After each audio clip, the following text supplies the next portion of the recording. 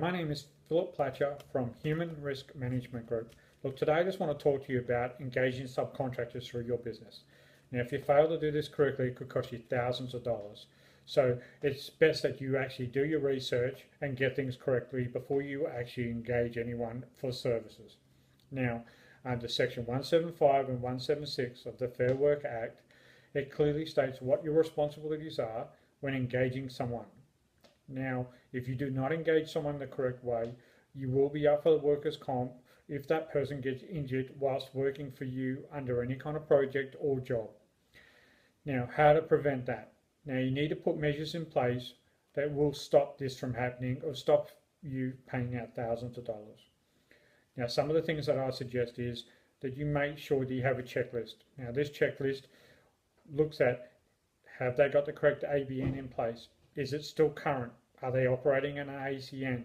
If they are, gather that information. If they're working with you, making sure they have the correct insurances. Do they have workers' comp? Not only for themselves, but for the employees that they engage. Do they have public liability and professional indemnity insurance? If they do, grab copies. Now, also, if they're engaged for you, making sure that you've got the right qualifications to do the job. Grab copies of what they are and what they can do, company profiles, things like that, and store it on file. Now, you also need to make sure that that person you engage has a safety management system in place. So if you engage them, if something happens, where an accident or injury, how they're going to address it, what their responsibilities are and what your responsibilities are. Also a reporting mechanism.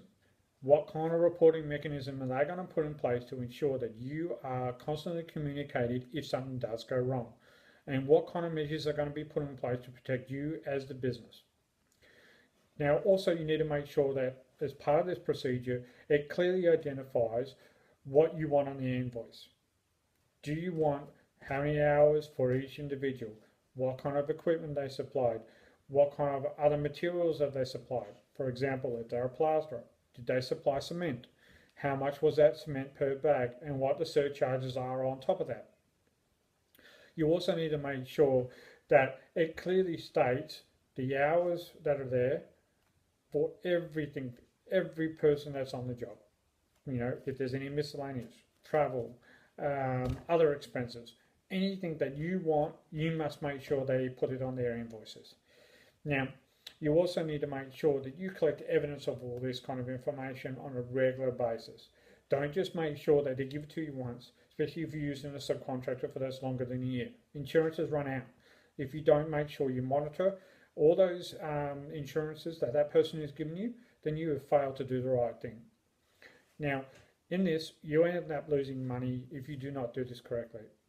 Now, WorkCover at the moment are not messing around with businesses.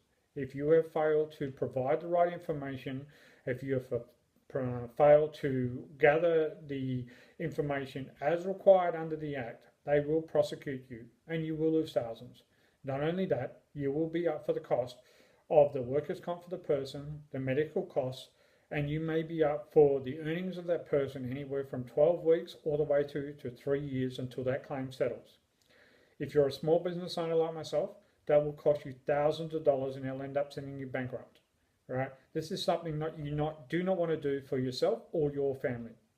So I suggest you engage someone, if you can't do it correctly, to make sure your business is protected. My business is looked after HR, safety, quality assurance and compliance for small to medium-sized business to make sure you're protected at all stages. So if you're not sure about doing the things correctly, then contact me. My name is Philip Platcher at Human Risk Management Group. My phone number is 0423 467 262. My email address is philip@hrmgroup.com.au. My website is www.hrmgroup.com.au, and we will happily engage and support you in everything that needs to be done to make sure your business is protected.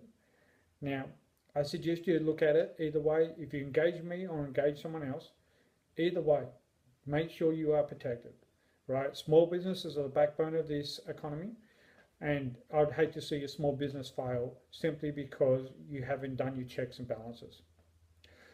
Have a great day.